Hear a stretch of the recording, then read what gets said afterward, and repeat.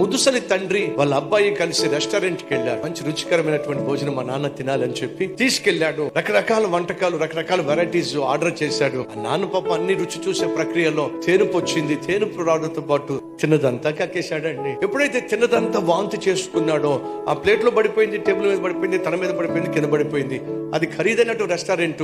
అందరూ ఒక్కసారిగా విచిత్రంగా చిరాకుగా ముఖం పెట్టి చూస్తా ఉన్నారు. ఇప్పుడు ఆ తండ్రి ఆ విధంగా కక్కేశాడు కదా, ఇప్పుడు కొడుకు రియాక్షన్ ఎలా ఉంటది?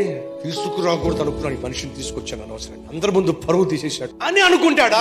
ఏం చేస్తాడని చెప్పి అందరూ చూస్తా ఉన్నారు. కొడుకు ఏం చేశాడో తెలుసా? గబగబా లేచాడండి, ఆ ప్లేట్ లో ఉన్న వాంతిని పక్కన పెట్టాడండి, వాటర్ తీసుకున్నాడండి, తండ్రి ముఖం మూతంతా తుడిచాడండి, బట్టల మీద పడినటువంటి ఆ వాంతిని కూడా క్లీన్ చేశాడండి. అన్న దగ్గరే వాష్రూమ్ ఉంది, క్లీన్ చేస్తారా అని చెప్పి నాన్న జాగ్రత్తగా పట్టుకెళ్లి వాష్రూమ్ తీసుకెళ్లి మొత్తం శుభ్రంగా క్లీన్ చేశాడండి. ఆ టేబుల్ ని క్లీన్ చేశాడు, మొత్తం ప్లేట్ అంతా పక్కకు పెట్టేశాడు, నీట్ గా తండ్రిని కూర్చోబెట్టాడు.